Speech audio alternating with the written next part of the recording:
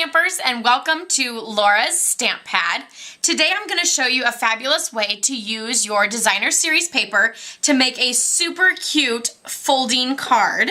And what you use is you actually use a 12-inch by 5.5, so you'll be able to get 2 out of 1 sheet of 12 by 12 designer series paper.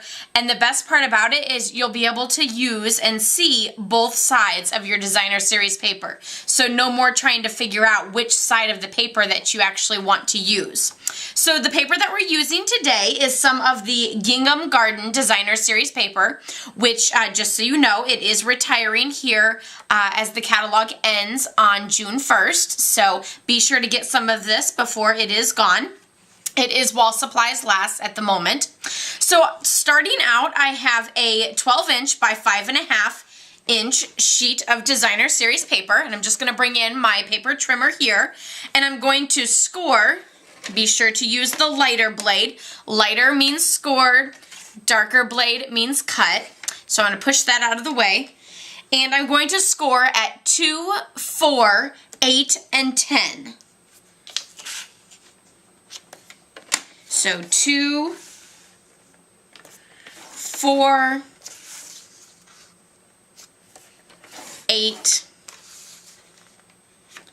and 10. And now you'll just fold on all those creases, and the first one goes in and the second one goes out. So you'll end up with like a mountain fold, as you can see here. We'll move this out of the way, and I'll do the other side. And then now is where you're going to want to decide which side of the paper you wish to use. I'm going to go ahead and use this as the inside of my card. And then what you're going to do is you're going to need a pen or a pencil or something that is light that you can't really see. And you're going to put a mark, so I'm just going to line it up here on my grid paper, at 2 3/4. And this is on the 5.5, so it's halfway, you see here. And then again on the other side. So I have both of my marks at 2 3/4, which is halfway on either end. And I'm just going to pull in my Stampin' Trimmer one more time.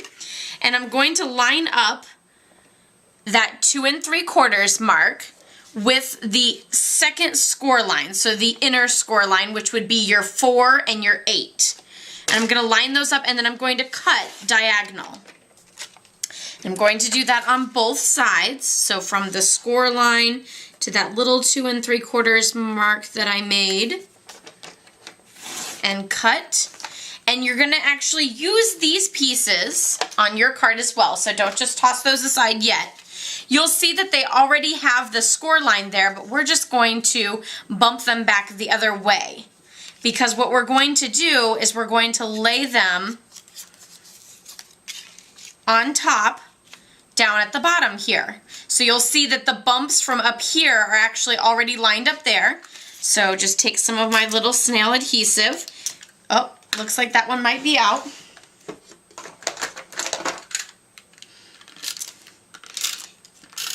And add some adhesive on there and line that up.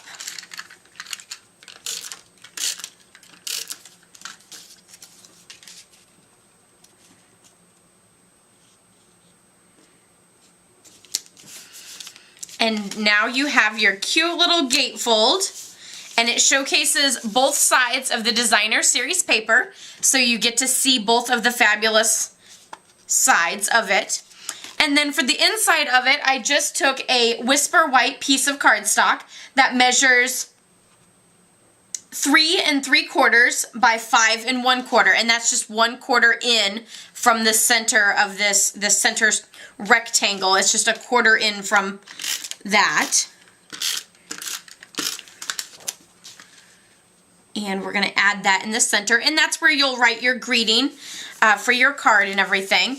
And then as a little greeting and decoration for the outside, I just used my Deco Label framelets, and I used the smallest one in Whisper White, and then the second one up as a perfect little layering piece in Daffodil Delight.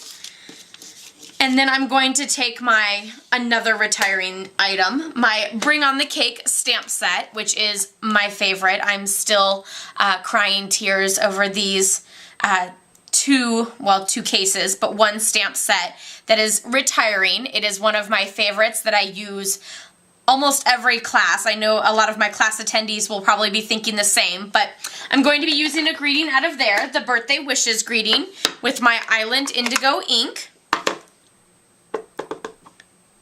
Normally I would stamp first and then use my framelit so that I don't have to try to line it up, but the magic of TV, and I went ahead and cut that out in advance. And I'm going to use some of my dimensionals to pop that up because we all know that I love, love, love dimensionals, and there's no such thing as overusing dimensionals. So I'm just going to add one on the 4 little corners of this piece.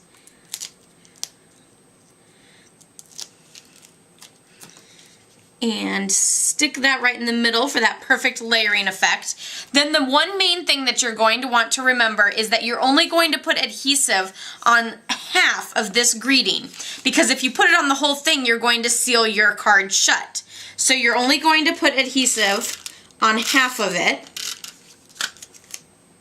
and then you're going to lay it on the front of your card. And you can put it as high or as low on it as you wish.